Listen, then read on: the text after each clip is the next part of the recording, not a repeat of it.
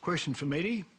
In view of the fact that in Australia, Muslim couples have a much higher birth rate than the rest of us, is it not possible that in a couple of generations, Australia could have a Muslim majority who vote in Sharia law?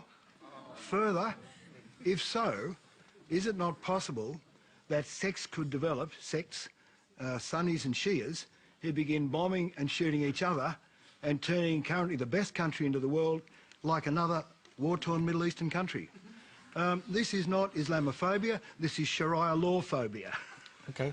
I think there was a lot more than Sharia law in there. Let me just try and unpack your point. First off, I know Malcolm Turnbull said over the weekend that Australian law takes precedence over the laws of mathematics in this country, but I'm no mathematician. No, there's no way that the Muslims are going to form a majority in Australia in the next generation or two. I believe it's 600,000 or something in the recent census out of 24 million Australians, so you don't have to worry about Muslims coming in, taking over Australia. Are you aware of the differences between Sunnis and Shias? Vaguely. I know they're at each other's throats. That's the main thing I know.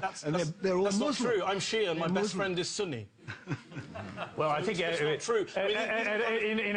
In a global context, there is a kind of truth to that, isn't there? I mean, Iran. There's not. Sorry, Tom. There's not a truth to that. Actually, there's a geopolitical game in the Middle East where one Shia majority country and one Sunni majority country do want to kind of dominate the region. There's no doubt about that. But the idea that this is some kind of lazy Sunni-Shia split. In fact, in a country like Iraq, you mentioned war-torn countries in the Middle East. Iraq, a country torn apart by war, partly by its horrific dictator, partly by a Western coalition that involved Australia that went in to make it more war-torn, and today is riven by sectarian splits that didn't really exist before 2003. Pre-2003, Sunnis and Shias got married in Iraq, had sushi children, mixed children, right?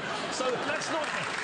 And today, I'm sorry to say, a lot of the sectarian divisions in the Middle East are geopolitical push by Muslims. A lot of them are pushed by foreign wars and foreign occupations, I'm sorry to say. So you don't have to worry. Sunnis and Shias, I have many friends who are Shia, many friends who are Sunni. We're not all at each other's throats. Please don't believe everything you read about us. Come and talk to us, meet us, make Shia and Sunni friends, and then you'll see that you don't have to worry about Sharia law or Sunnis or Shia. And let me just say one thing, because we're talking about this in a way as if a Muslim majority would be the worst thing in the world. I don't think Australia will have a Muslim majority, but having spent a week here with a lot of Australian Muslims, there are some amazing Australian Muslims, doctors, nurses, engineers, accountants. I meet Australian Muslims working in the Prime Minister's office. They're doing great work in your country. They're doing great work. Let's hear it. Thank you very much.